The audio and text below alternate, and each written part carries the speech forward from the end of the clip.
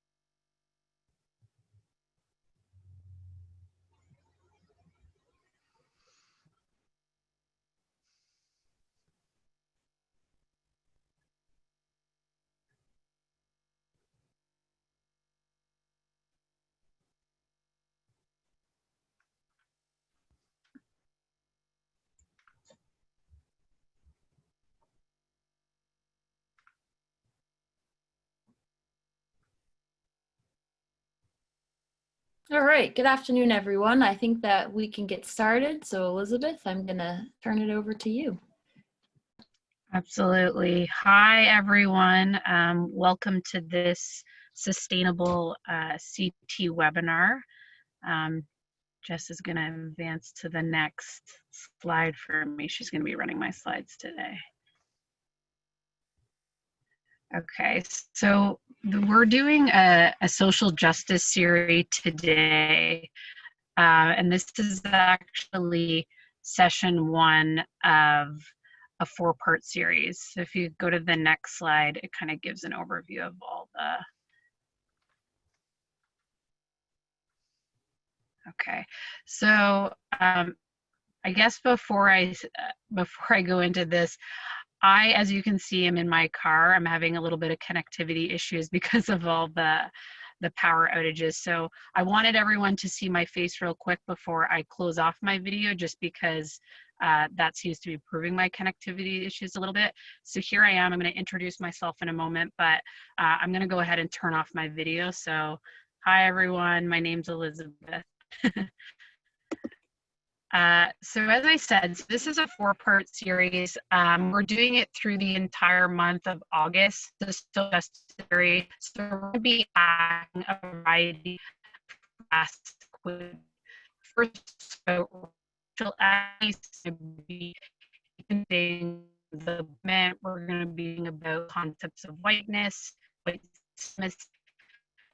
Session is going to session is going to be talking about LGBTQ issues and TGNC issues.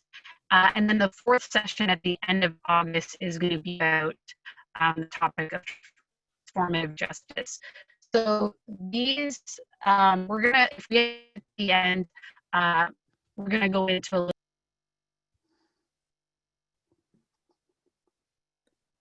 Elizabeth, I think that you might have cut out.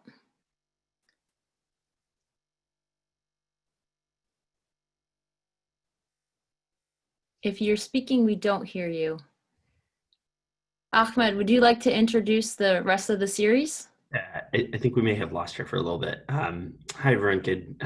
Good afternoon, I guess.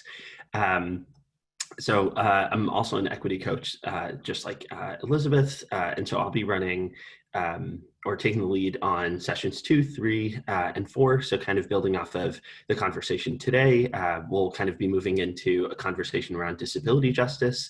So what does that kind of look like within our communities, especially during the time of COVID, and how can we kind of utilize this as an opportunity to be more accessible to individuals living with disabilities?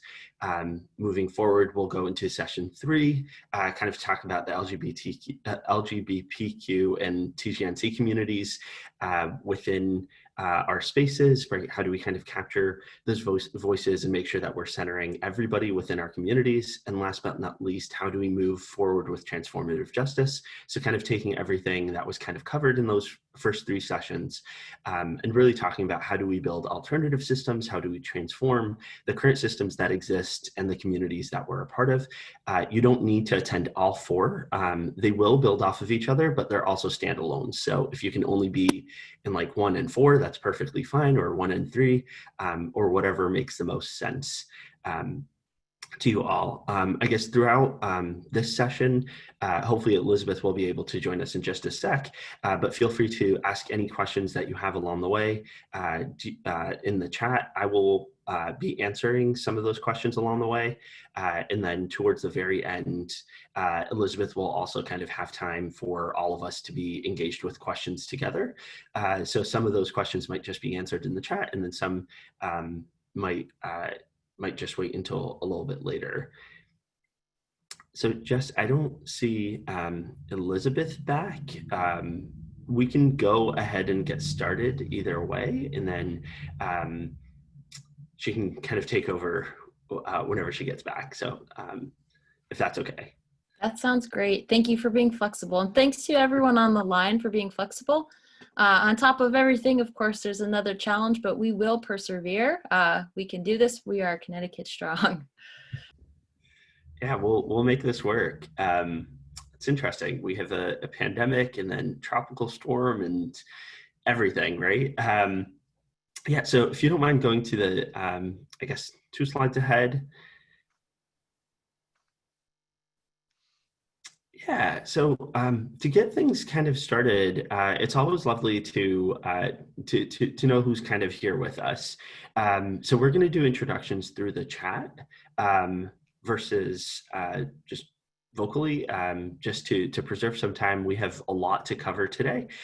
So if you don't mind answering these 2 questions or 3 questions in the chat, and if the chat isn't accessible to you, then feel free to just raise your hand, and we can make sure that you can actually answer that vocally. But basically, just what is your name, what brings you here today, and then what interest do you have in this topic? It's always great to know where people are kind of coming from when it comes to some of these sensitive topics that we'll be covering over the next 4 weeks.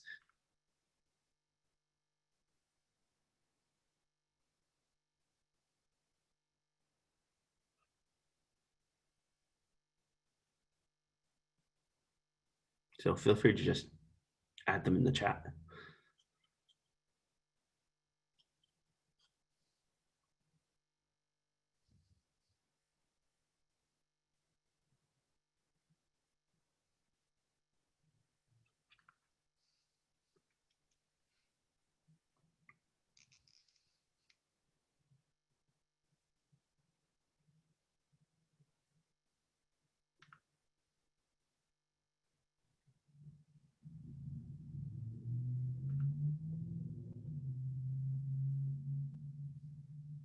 All right, cool. So as those begin coming in, can kind of take a look at them, and feel free to see who else is here and the interests that they have in this topic. And Elizabeth and I will make sure to kind of loop some of those interests into the conversation.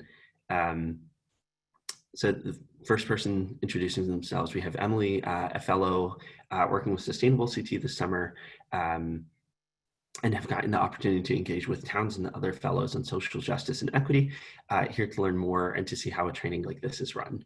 Awesome, well, welcome, Emily. And then Kellyanne says, I'm interested in learning more about privilege and how to create change in the space around me. We'll definitely talk about that.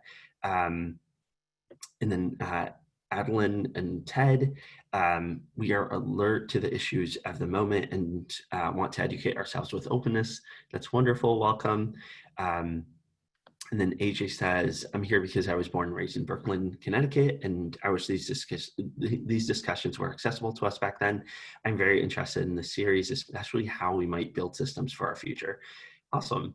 Well, welcome everyone. And for anybody else that wants to introduce themselves, again, feel free to just jump into the chat, but we'll definitely be covering some of those things.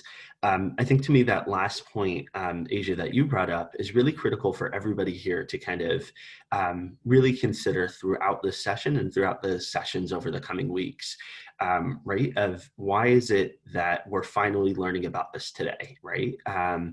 and from a space, right, of no shame, right? It's not about, ooh, like you should have been doing this work like 6 months ago, a year ago, 10 years ago, 20 years ago, all that kind of stuff.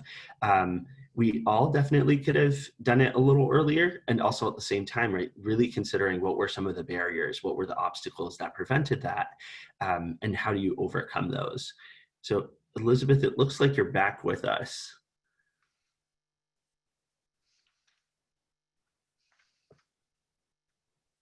Or maybe not. Jess, would you mind going to the next slide?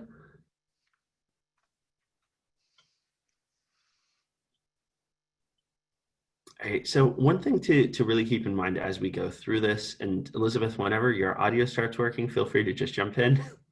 Right, is really, oh, are you there?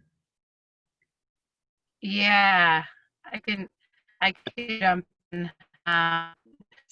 I was hoping maybe a comedian emerged from to entertain people Elizabeth? with jokes. Hey, Elizabeth, I'm sorry. I think your internet's still, it's pretty hard to understand you. So maybe I don't know if there's another spot available, and perhaps Ahmed could run with it just for the sake of being able to understand. Apologies. Yeah, Elizabeth, do you want to try calling in with just the dial-in number?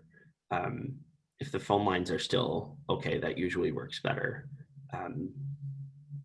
Until you get back, we can continue moving forward. So one of the major things that with really any sustainable CC webinar, or most webinars in general, we really want to make sure that this is a space where we're all learning, we're all growing, right, and not a space where we're being destructive, right, or not really getting what our intent is, you know, from a different session. So we really want to make sure that everyone here is, including ourselves, right, operating from a space of curiosity, right, a standpoint of a desire to learn and to grow throughout all of this. From just the introductions, it's very clear that folks here understand the immensity of this moment. And so with curiosity, really we're hoping that folks will ask questions, be open-minded to different perspectives, really kind of honor themselves and others by taking a little bit of space. So if something does come up that you're like, ooh, like I don't know how this sits with me, right? I don't really like this. Cool, wonderful. Like sit with that for a little while, right? Ask questions if needed. Take a little bit of that step back. Prior to engaging directly, listening without judgment, being fully present, which I know is really difficult, especially with varying levels of connectivity across the state. But like Jess said, right, this is going to be recorded, and so feel free to watch it later, dissect it a little bit more. And the equity coaches are always available. Or accessible, so that you're able to kind of ask follow-up questions a little bit later. And then lastly, with that curiosity, right, our willingness to be wrong. We don't grow without mistakes along the way, right? We don't grow without feeling uncomfortable. We don't grow without really challenging ourselves. And that's what we're really here for. And really trying to avoid a little bit of defensiveness, right? So perceiving threat or anticipates threat in the group. And can we all just take kind of like a moment and acknowledge that, at least from the introductions, right, we're all here to grow, right? It doesn't seem as if anybody here has any like malicious intent of, I want to like harm people in this space. And so really trying to honor that, of that everyone here is here to grow, even if something doesn't necessarily sit right with us. Again, asking those open-ended questions or just questions, and allowing us to really move forward. And then lastly, it gives, with defensiveness, it could be giving some attention to the common task, you know, but devoting more energy to defending either themselves or a certain cause or whatever it is. And so hopefully we'll try to avoid a little bit of that secondary part. And again, throughout all of this, if you have any questions, feel free to just write them in the chat. Just can we go to the next slide?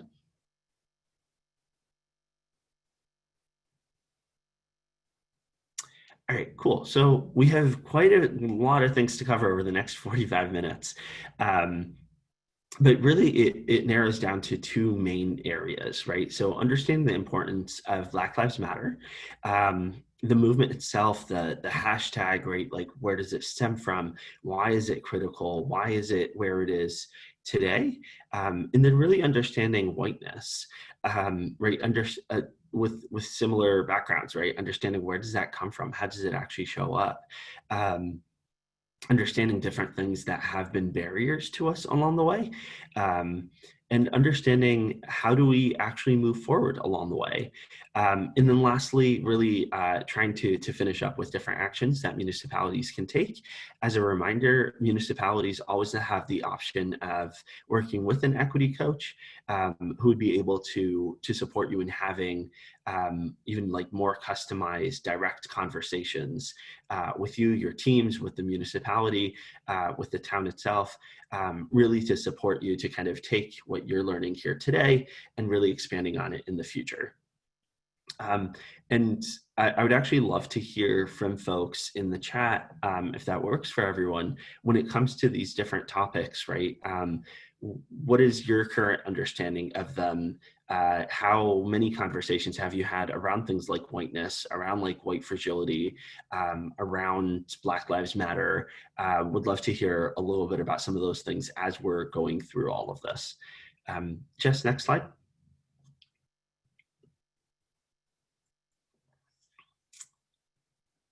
In the next slide. Yeah. All right, so the importance of the Black Lives Matter movement and what is Black Lives Matter? So it's an international human rights movement, specifically mostly in North America, mostly in the United States. Canada has some chapters there as well, but it was really established and came out of specific racial inequity that exists in the United States. And all around the world at this point, in various areas, there have been Black Lives Matter protests. I know I was in Jordan just a few months ago, and when George Floyd was murdered, there was a protest out there as well, despite everything that's going on. Elizabeth, is that you? Yep, that's me. All right, cool. I can jump in. Yeah, you were nailing all the things. I was hearing you. So yeah, the death of George Floyd this year definitely was seen as a huge impetus for the movement, but the Black Lives Matter movement has actually been going on since 2013. So a lot of people don't realize this, but the recent death of George Floyd is actually something that just kind of reinvigorated the movement and brought a lot of attention, renewed attention to the movement. And I guess for those of you that maybe haven't heard about the death of George Floyd, this was a man living in Minneapolis who was killed after being, a police officer was kneeling on his throat for over 8 minutes, and it resulted in his death. So it's very, very horrific. You can go to the next slide, Jess. So I think in understanding the Black Lives Matter movement, it's really important to understand what it isn't. So there's a lot of misperceptions that kind of get elevated in the media or by different groups saying, okay, so the Black Lives Matter means that, non-Black lives don't matter. And that's not what it's saying at all. Instead, it's saying Black lives have been historically marginalized. We're seeing deaths at the hand of police disproportionately. So it's really about elevating the Black lives. It's not about, de-elevating, if that's a word, other lives. The other thing, the Black Lives Matter movement isn't just about police brutality, but that's definitely a huge proponent of it. It's been something that has definitely been elevated in the last 6 months. But it's also about making all systems equitable. So looking at the education system, looking at, the healthcare system, all of these things. But with that said, because police brutality is a huge part of what gets elevated as part of the movement in the media. There's also, with that comes that people are saying, oh, the Black Lives Matter movement is saying that police brutality only happens to Black people. And that's not what it's saying at all. It's saying Black people are disproportionately affected by police brutality. So again, not just saying that police brutality isn't happening to white people, that it isn't happening to Hispanic people, et cetera, et cetera. Also, another thing, it isn't saying that police lives don't matter. So the Black Lives Matter is again saying, you know, there's good cops, there's bad cops. The bad cops are doing racially targeted policing. They're using tactics disproportionately, lethal tactics disproportionately on Black people in this country. That's not okay. It's not saying all cops are bad or all cops are doing this. So some of these movements that have kind of emerged in response to Black Lives Matter, so All Lives Matter, which is saying, why are we just saying Black Lives Matter, all lives should matter, or why are we being so hard on cops? So then there was the Blue Lives Matter. And what people don't get is that these movements really, really undermine what the Black Lives Matter is, the issues that it's trying to elevate, and they kind of work to suppress the Black voices and, you know, who are advocating for change. And so, you know, I've met well-meaning white folks that are saying, oh, well, I'm in support of the Black Lives Matter movement, but I'm also in support of All Lives Matter and Blue Lives Matter. And what they don't realize is that those things don't really jive well together because those movements were kind of, again, done in response to the Black Lives Matter. So it would be like a movement on, you know, LGBTQ communities, and people are saying, oh, we're going to start a movement that's straight lives matter. Well, straight lives haven't been suppressed. They haven't been experiencing oppression. Or if we said, oh, we're going to do, you know, we're the breast cancer movement, and now we're going to say, oh no, all cancers matter. So those seem really highly illogical and don't make sense. Well, that it's the same thing for when we suddenly say these, you know, all lives matter or blue lives matter. So it's just really taking away from the power and the voice of the Black Lives Matter. You can go to the next slide, Jess. So understanding the protest. So this movement, and I think it sounds like from the bits that of connectivity I was getting that Ahmed already did a great job of talking about this, and maybe in the intros, but this is now being considered one of the largest social justice movements in US history. This is a moment in time. We are, you know, this is history in the making.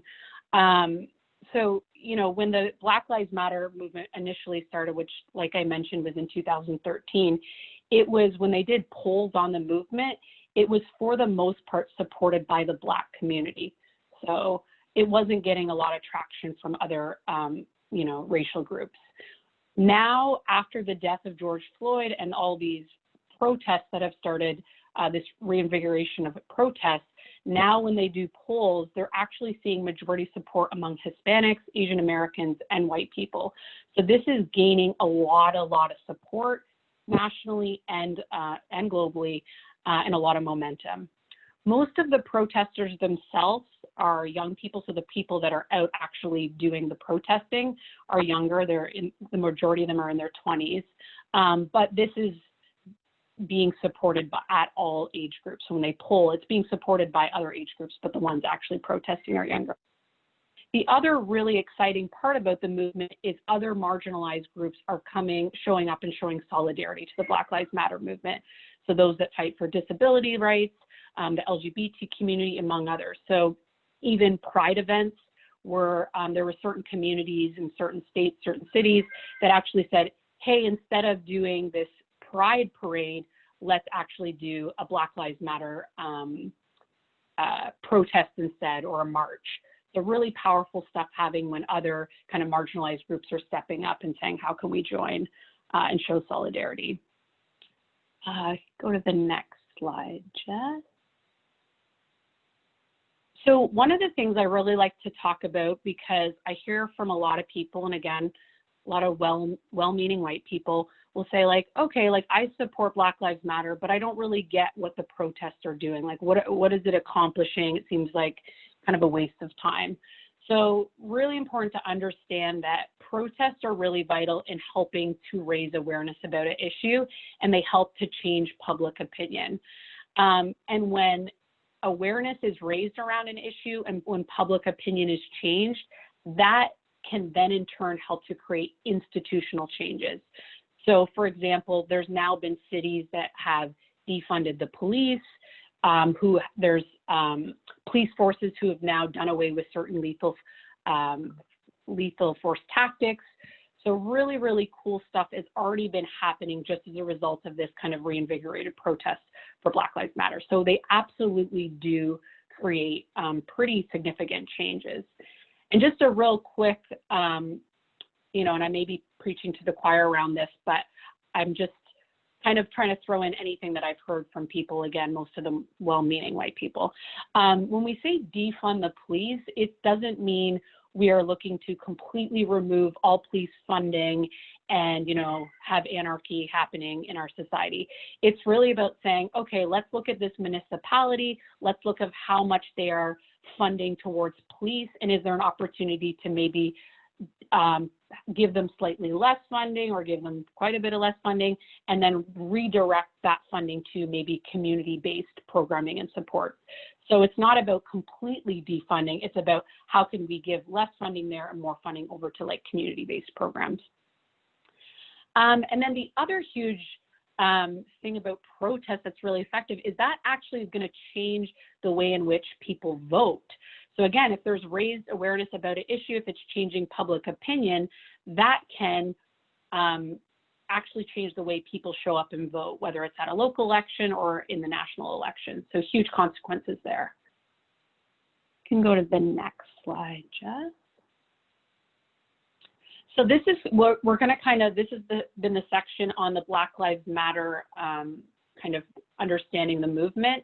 So we'll kind of pause here and I'll open it up to any questions, comments, reflections, anything at all that's kind of come up for you so far.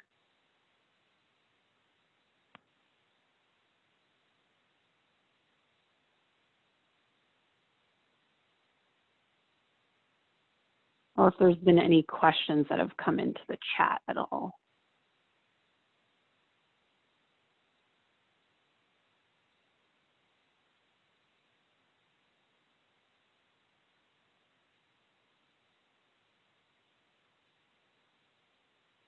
No? Okay.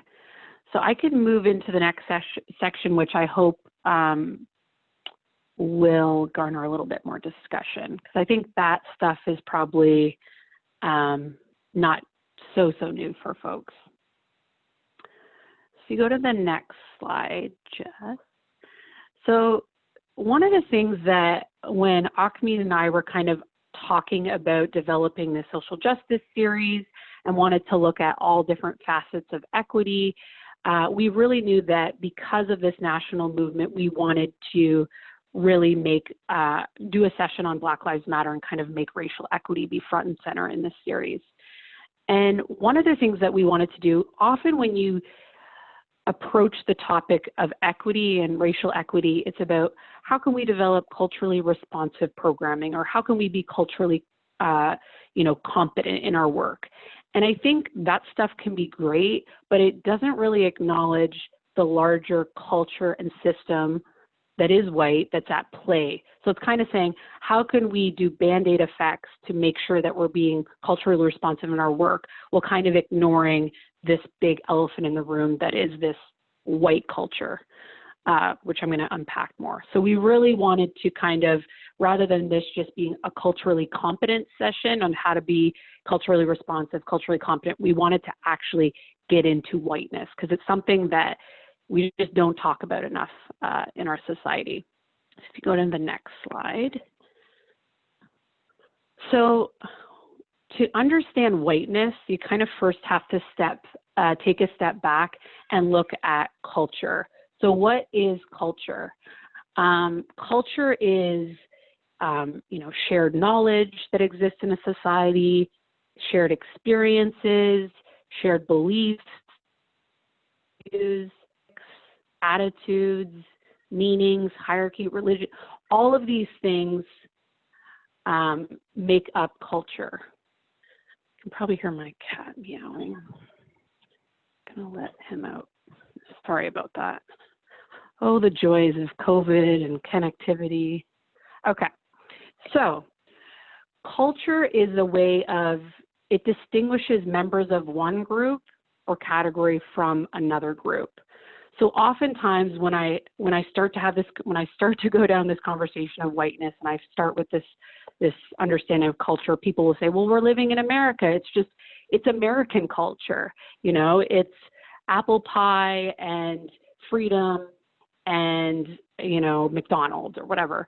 So I think, yes, there is this really high level American culture that exists, but right below that surface, if you go just one step down and you look at some of these shared knowledge, experience, beliefs, values, ethics, that is a predominantly white culture.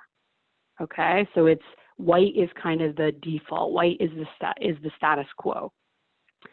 So what is cultural racism? Cultural racism is when a dominant culture shapes all of those norms, all of those values, all of those beliefs. And when it does that, it's advantaging one group over the other. So often when we're living in that culture, especially as white people, it can be hard to recognize when cultural racism is going on, because for us, those default norms, values, expectations, attitudes are all kind of just our day-to-day lives. And they make sense to us because they're white and we're white. But for other groups, that is saying this is better, this way of being is better, and you're not that way. You're a different cultural group. Okay? So if you go to the next slide. So when we say, okay, yes, if we can acknowledge, yes, there is cultural racism going on, there is this favoring of, you know, the status quo, which is inherently white, that leads us to a white supremacist culture.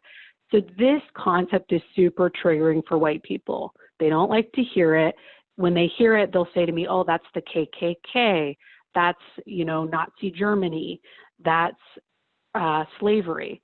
But what they don't realize is those are very extreme examples of white supremacy, but a white supremacist culture is present when there is cultural racism happening. So if we acknowledge that, yes, there is a dominant culture and that culture is inherently white, then we are in fact living in a white supremacist culture. So I think we have to, especially as white people, get okay with acknowledging that and saying, yes, we are in fact living in this white supremacist culture. So what does that look like? White supremacy uses those cultural differences so they can be really overt. So overt is those extreme examples of Nazi Germany and the KKK and slavery, but it can also be more covert. And I'll get into some of what those covert things look like. And again, those overt and covert things assign value, they assign normalcy to white people and whiteness in order to rationalize the unequal status or treatment of Black people and people of communities of color, right? So I'll say that again, they use whiteness in order to rationalize that unequal treatment. So they're saying, well, whiteness is inherently better because it's the status quo. They don't even think of it as whiteness. They're just like, well, the status quo is the best thing, and anyone that's not doing the status quo is being wrong or different or not as good. And again, I'll get into really specific examples that I hope will kind of illuminate that. And white supremacy culture is reproduced and reiterated and kind of generation after generation by our institutions. So if you look at the media, you look at, you know, representation in the media, you look at our education system, our criminal justice system, our health system, there's so much data, so many statistics that show how these systems are not serving, there's inequities in them. They're not serving our Black, you know, the education system's not serving our Black students as well. The criminal justice system is disproportionately locking up Black people. disproportionately Black people receive death sentences. The carrying out of death sentences is more likely to happen to Black, all of these things. So there's all of this data that says these systems, these institutions are not working in an equitable way. And so when the status quo, so when they keep functioning the way they are, that's upholding white supremacy. And again, we have to get okay with using that term and being okay as white people to say, yes, this exists. If you go to the next slide. So again, when we think of cultural norms, we have to recognize that in American society, white is seen as that default, that norm, that status quo. So there's a term that this is often called white centering. So that's that belief that white culture, white values, white norms is kind of that normal center, right? And again, as white people, and this was new to me at one point where I just was living in this culture and thinking, okay, like this is how it is. This is normal. And as a white person, it's really easy to not recognize that this is only normal for me because I'm white. There's other people where this is actually, they have to conform to this. So again, if you think of Black women or Black men that are told they can't wear their natural hair in the workplace because that's not considered professional, or Black people being told that their African American vernacular English is unprofessional, or that's uneducated. That's an uneducated way of being, right? Or I'm a Black person and I go to the store to get a Band-Aid, and the Band-Aid's in a beige color. Or I go to get makeup, and I'm a Black person, I go to get makeup and I can't get makeup that matches my dark skin tone. These are ways in which, yes, they're covert, but they're very, very powerful in reinforcing that status quo and saying, this is the right way, this is the best way, this is the way that we're putting all the resources in. And if you're going to be different, you have to conform to our way, right? So, that's where you'll hear, if you go back to the example of the African American vernacular English, you hear Black people say, yeah, I have to code switch. When I go into a professional setting, I need to put on my quote unquote white voice. And then when I go home, I might use a different type of dialect that I'm more comfortable using. Again, that's not to say all Black people, but those that choose to do it, that's what they have to do. So I think, again, it's really acknowledging that there's inherent power in this upholding this kind of standard of this is the norm, this is the standard, and everyone else has to appease to this. They have to conform to this. If you go to the next slide. So when I've talked to people about all of this before, I'll usually get to the point where maybe people are along for the journey and they'll say, okay, you know what, Elizabeth, I can acknowledge that, yes, we do in fact live in, cultural racism is happening, Elizabeth. I can agree. And yes, I'll even use the term white supremacist culture. I think you've convinced me. Yeah, we're living in that. But Elizabeth, you need to know that I'm colorblind. So yes, all that might be going on in our society, but I don't see any color. So I wanted to have at least one slide dedicated to this concept of colorblindness. So there's actually a little bit of a confusing history around colorblindness, so I think it's really helpful to talk about it. Because colorblindness, so what is it? So colorblindness is a reflection of that ideal in society in which skin color is insignificant. So everyone is treated the same regardless of their skin color. So, I grew up, that's what my grandma told me to do. That's what my mom told me to do. See everyone as the same, okay? And it was actually a movement that was even articulated in the civil rights movement, in international anti-racist movements in the 50s and 60s. So even Martin Luther King was advocating for colorblindness. But we've come a long way since then, and we've learned that there's a lot of challenges inherent in this notion of colorblindness. So yes, the ideal is beautiful and great. Like, oh, of course, we want to live in a culture where everyone is seen and treated equally. But the reality is that we're not living in that ideal.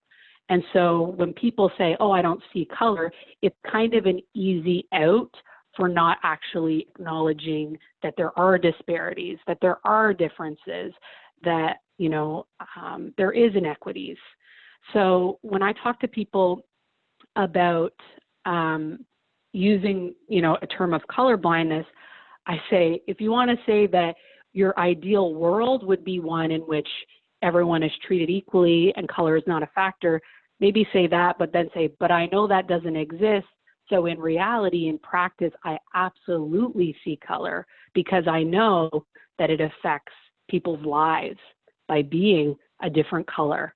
It affects their lives every single day. So I need to acknowledge that color does exist, and I see it, and I see it each and every day, right? Because we know people of color are seeing it each and every day and feeling it each and every day. So I think as white people, we have to get really used to saying, no, I absolutely see color. Okay. Because that's the way we're going to strategize around how to get to this ideal, but we're not there. If you go to the next slide. So there's a concept of white fragility, and I don't know if people want to use the little hand icon, the hand icon, if you've heard of it. It's a relatively new term. There's actually a book called White Fragility that I highly recommend. And, oh, I see a couple thumbs. Very cool. So white fragility is this notion that when issues of racial inequity and racial injustice are brought to the attention of white people, they feel immense feelings of discomfort and defensiveness. Okay, so I'll say that one more time. So when information or realities, facts about racial inequity and injustice are brought to the attention of white people, they react with discomfort and they react with defensiveness, making them fragile. And why this is such a bad kind of positioning as a white person to take is kind of similar to colorblindness in that it doesn't put you in a position of curiosity, openness, learning about these inequities. It puts you in a position of just feeling your own discomfort and your own defensiveness of saying, no, but I'm not racist. So I've included some examples of how behaviorally each of this defensiveness or this discomfort shows up. So these aren't direct quotes, but what I will say is these are all incidences in which, oh, I gotta let my cat out once again. So sorry. I've actually had my cat meowing on Zoom calls before, and people said, oh, is that a baby crying in the background? So where these actually show up behaviorally, I'm going to give you examples, and these are actually examples that, again, well-meaning white people have said to me. So I've actually heard versions of these used. So people will say, and again, these are all coming from this white fragility kind of orientation. So they'll say, oh, you know, I'm not racist. I see people all the same. I see no color. So again, that's that color blindness. People will say, oh, you know, I'm totally into Black culture. That's like the only movies I watch, the only music. So I'm not even really living in that white culture. I'm more into Black culture. Yes, but as a white person, you have the privilege to engage in that Black culture and then unengage and go out the door, walk into the world as a white person and reap all the privilege and advantages of that. So saying that you appreciate or you're into Black culture doesn't mean that you're now falling a victim to all of the things that come with being a person of color or being Black. I've had people say, come up to me after presentations, oh, you know, Elizabeth, I really appreciate your presentation, but you need to know my husband's Black. So, you know, I'm not really contributing to a white supremacist culture. The thing with that is I absolutely would imagine that if someone was in an interracial relationship and as a white person, they would say, I'm sure they've learned more intimately about some of the experiences of a Black person, but they're still a white person.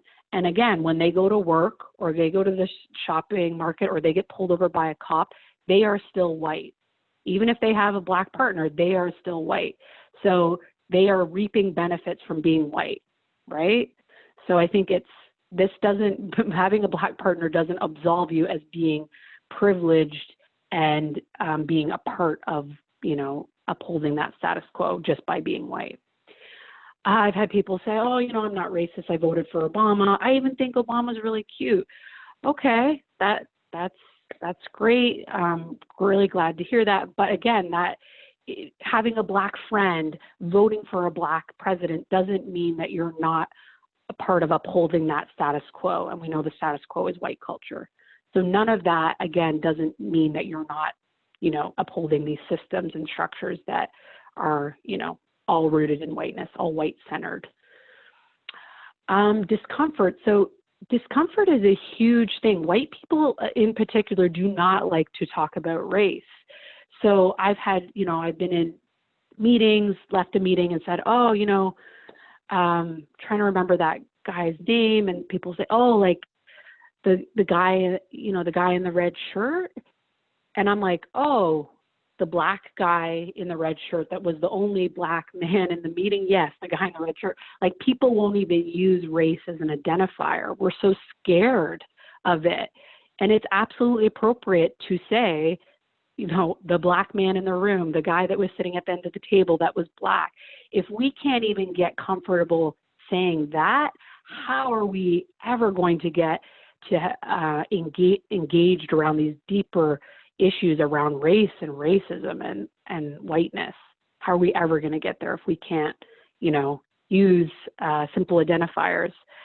I've also had people, this goes to that, definitely that discomfort and fragility. I've had white people say, like, Elizabeth, I'd be open to having like a Black friend or something, but I don't know, I feel like I would be 5 minutes into the friendship and they'd be calling me out on something that I did that was racist. So like, I'm not even going to bother. Well, that is, and I'll use a personal example. Myself as a white person, I've absolutely been called out by things I've done, things I said by my Black friends. And it's okay. Yes, it feels uncomfortable. Yes, I feel like a, not so great white person for 24 hours. But then I know I'm growing, I'm learning, I'm becoming a better white citizen, a better white ally, a better friend to that person. So I think, again, it's like, how do we get past this knee-jerk, or this, maybe not knee-jerk, maybe very deep-seated need to defend ourselves, or this discomfort in race, and get past that and get past being fragile as white people, and instead be strong and be allies and be change makers. But you need to get past, we need to get past that defensiveness and discomfort if it's going to happen. Go to the next slide. I think that's it. Yeah. So any questions or comments or reflections that come up from all of that? Because that's a lot, lot of meat in there, a lot of content.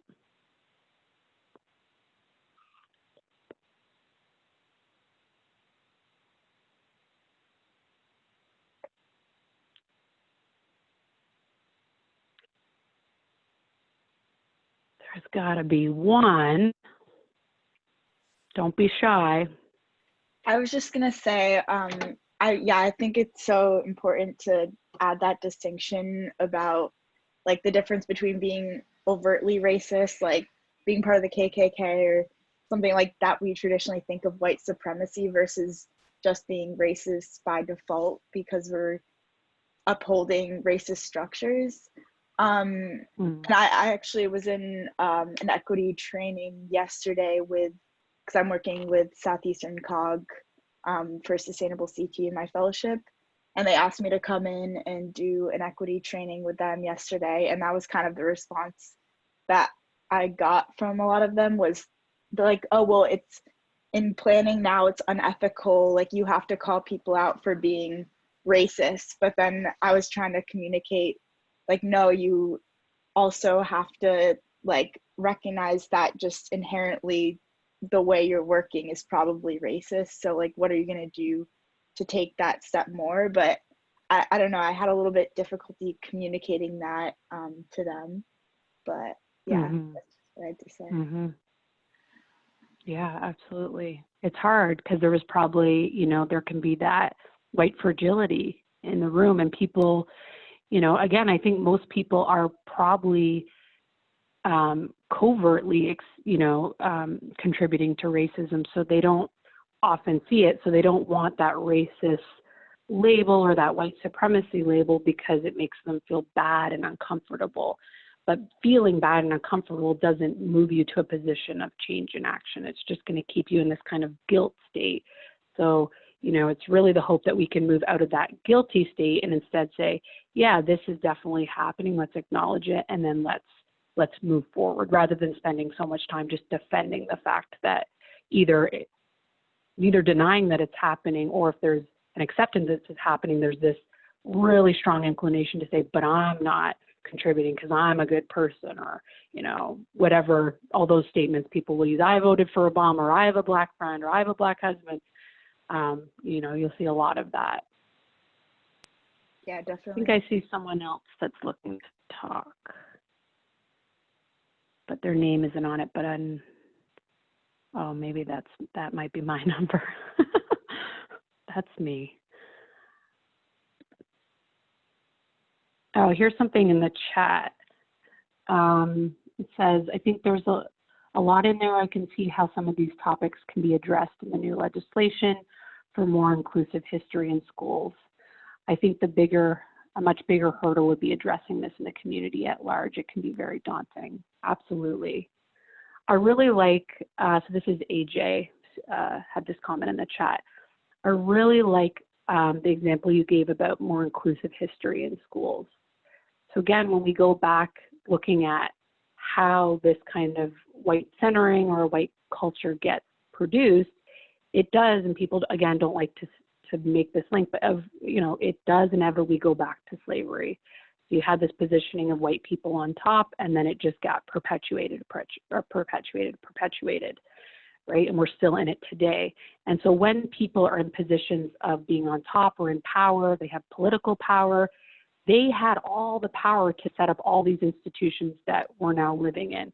So like I said, education, health systems, all of it.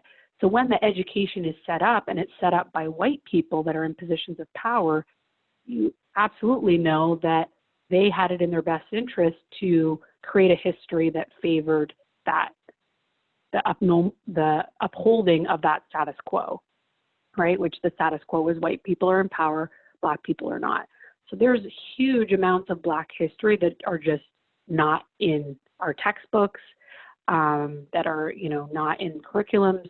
So it's a huge, huge issue. Not only do black people not see themselves in history, but white people do not see black people in history, right? So it's just, again, we're even educating, and I think there's been a lot of great things being done and a lot of movement. But again, I always say to teachers, like, having Black history in Black History Month, once a year is not sufficient enough. How can you make sure it's in absolutely everything you're doing? And teachers hold a lot of opportunity to do that, a lot of power. Any other comments? That was great. I love the piece about history in our education system. Elizabeth, there's a question in the chat from Kellyanne. How do you suggest talking to someone who is very uncomfortable talking about racial issues? Yeah, it's hard. I think one of the ways that first of all, I think the biggest thing, especially as a white person, is not being afraid to do it. Because I think I've had a lot of people tell me, like, oh, I'd love to bridge this conversation with my parents or my grandparents, but like, it's just too awkward and they're just going to get mad. And then it stops people from doing it, right?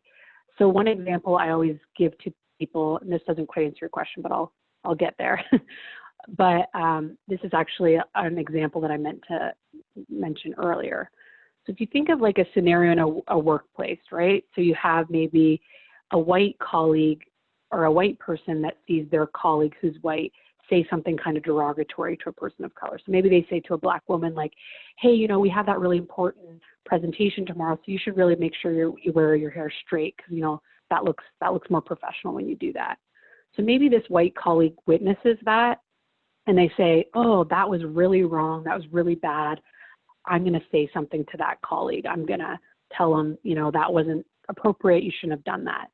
But then they go home that night and they talk it over with their partner. Maybe they all just say, oh, you know, it'd be too awkward. It could cause tension between you guys. So just ignore it. He probably won't do it again.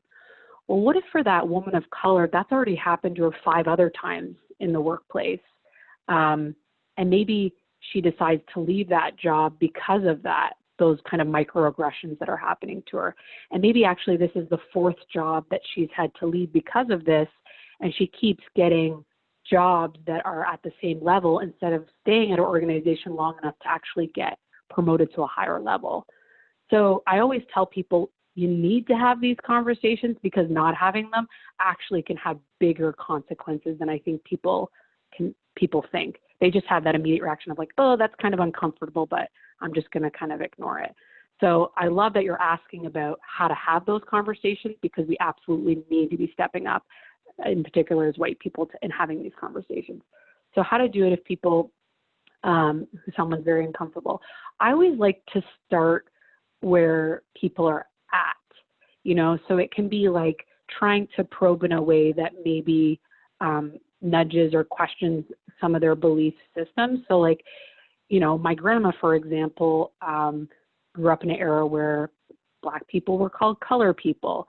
And so I've had conversations with my 90-year-old grandma about like, hey, like this is why that's not okay anymore, and this is why we're using this. And, you know, sometimes it's literally just having those really simple conversations and starting people where they're at.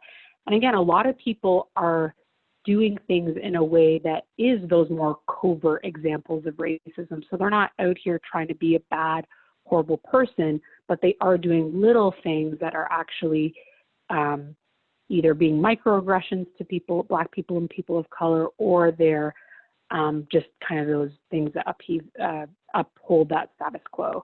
So I like to meet people where they're at.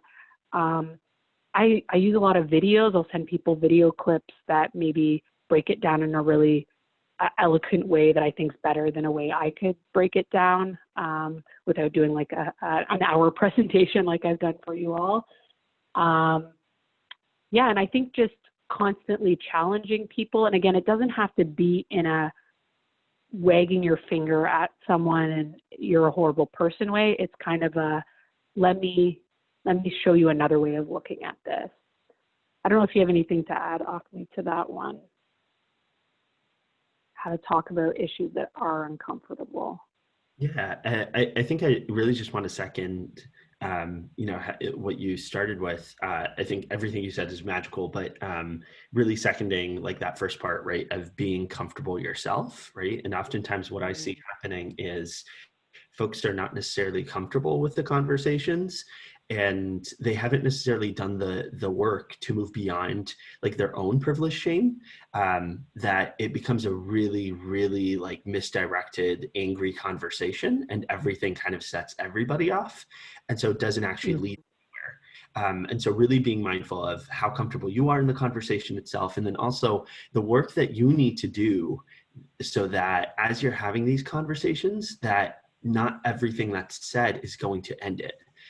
Right? A lot of defensiveness show up, and a lot of times with defensiveness, for a lot of us, we'll shut down with it. For a lot of people, that's just it's a survival mechanism, right? So we'll shut off either by shutting down our bodies, or we'll run, right? So we'll kind of flee from, it's kind of like, or we'll fight, right? It's that fight, flight, freeze response that's innate to humans. Right. And so the more work that you're able to do to move beyond that privilege shame yourself, and the more comfort you build into these conversations for yourself, allows you to really be able to have these conversations and push beyond like that defensiveness and that shame that's brought forward oftentimes. Yeah, absolutely. Absolutely. So I'm cognizant of the time. We're actually at 2. I have a couple more slides. I'm going to look to Jess, kind of our CT facilitator. I could do the wrap-up slides in about 5 minutes. Would that work? And if folks have to leave, this is going to be recorded. That is fine, Elizabeth. Thank you very much. For sure. Okay, so how I kind of wanted to wrap, you know, I'm sorry about the earlier connectivity issues that are kind of cutting a little bit of our discussion short, but if you go to the next slide, Jess. So I wanted to talk about kind of sustainable actions that municipalities can take in the now and moving forward. And when I say in the now, it's really, there is this moment in history of this Black Lives Matter. So how can we build on this momentum and build on what, you know, that Black folks are trying to advocate for? Let's go to the next slide. I think part of it, there is a personal reflection part of it. And Acme kind of alluded to this just now, is like you have to be comfortable in your privilege as a white person before you can go out and start having conversations with other people about these issues. So I think I gave 6 quick tips. So one is just recognizing your own privilege and power in society. And so real quick, you know, I remember the first time someone told me because I was white, I was, you know, inherently had power. And I was like, but I grew up poor, but I came from a broken home. There was substance. How can I have any power? And it was hard for me. I was doing a little bit of that kicking and screaming of like, no, I'm marginalized too. And I couldn't, it took me a while to understand that concept of, oh, but I'm white and I'm living in a white culture, and that gives me power and privilege. So I think really spending time to kind of reflect in your own privilege and power that you have. And then also, once you do that, how can you actively give up that power and facilitate powers to those that have less due to racism? And there's a variety of ways you can do that. Another thing, just that avoiding defensiveness when you're hearing about whiteness, white supremacy, the country's history of racism and expression. How can you, again, I loved when Acme said like there's that freeze, fight or flight response. So how can you move past those responses and just hear these concepts and understand these concepts and let them sit with you and let them sink in? Avoiding statements that claim, you know, you're colorblind. We kind of already touched a lot on that. Go to the next 3. Avoiding those common traps of that white fragility, right? So those defensiveness, that avoiding that, oh, that might be uncomfortable, so I'm just not going to do it. Avoiding complacency. So I talked about that example of the white coworker who witnessed another coworker saying something to the Black woman and just kind of deciding that they didn't want to address it because it'd be too awkward. Well, really challenging yourself to say, no, I can't be silent. I have to be active. And if I'm inactive, I'm just going to reinforce that current state, that status quo. And we know current state is white supremacy. And then I say productively call out other white people. So again, this isn't meant to shame people. It's not meant to be on your high horse as a white person. I'm a better white person because I feel, no, it's how do we meet people where they're at, and everyone gets different pieces of information at different times and different, you know, mentors at different times that we're all on learning journeys. So it's about taking the insights that you have and using it to productively call out other people to say, hey, you know what, I saw this happen, or I heard you use colorblind. Hey, can I tell you a little bit of history about that term that you might not know? It's about being productive in how we call it people, because again, we're trying to get people on the journey. We're not trying to have them stick in that flight, fight, or freeze response. And then if you go to the next page, I also wanted to, so beyond the personal reflections, which I think is important because the stronger white allies we have in municipal settings, that's obviously going to move this work forward and move it at a more rapid pace. There's also things that municipalities can do. So I think some of the stuff in the now that people can do as direct response to the Black Lives Matter movement is, you know, not just allowing the Black Lives Matter protests in the community, but joining the protests. So I've seen movements where police officers, white police officers in particular, have actually stood beside Black protesters or people that are protesting, and, you know, as a statement of solidarity. That's really, really powerful stuff. Having police officers release solidarity statements in your community, having them committing to using nonviolent police tactics in your community. There's been a huge movement to call out race as a public health crisis. So committing to doing that or advocating for it to be done at the state level. All of these things are really, really vital. And I think there's one more slide of some kind of really pragmatic actions that people can take. So these ones might not be like in the now, they might be a little bit more forward, but a lot of these can be done now too. So hosting town halls, community conversations, listening sessions in your community on the topic of race, challenging schools, healthcare centers, and other social services in your community to begin to look at some of the stats that look at those inequities to say, yes, there is a different experience of race in these systems, and how can we encourage action to be taken based on these inequities. And then ensuring that there's Black representation in your municipalities, in leadership roles, in staff roles, that there's actually Black people that are in positions that have decision-making power is really critical long-term. So that goes back to even hiring practices, right? And I think that's it. And again, I'm sorry that we have to kind of cut things short, but maybe we'll take one question if there's one question. Or if Jess tells me we have to go now, I can listen to that. You can take one more question. How about that? Sure. I'm seeing some people signing off, so probably want to also be respectful of folks that have to go to other meetings. Seeing some thank yous coming through through the chat. So maybe we'll leave it at that. Jess, if you want to give any kind of housekeeping closing notes that maybe need to be had. Sure. Well, thanks, Elizabeth and Ahmed, for your presentation today. That was really informative, and thanks to everyone for jumping on the line. This session was recorded and will be posted on the Sustainable CT website, and in the chat box, if you scroll up, you'll see the link to that. So join us for the next 3 sessions that Elizabeth and Ahmed will be running. They're happening every Friday for the month of August. If you have any questions, I'm putting my email up in the chat. Feel free to reach out. At any rate, thanks everyone, and enjoy the weekend. Bye-bye. Bye, thanks everyone.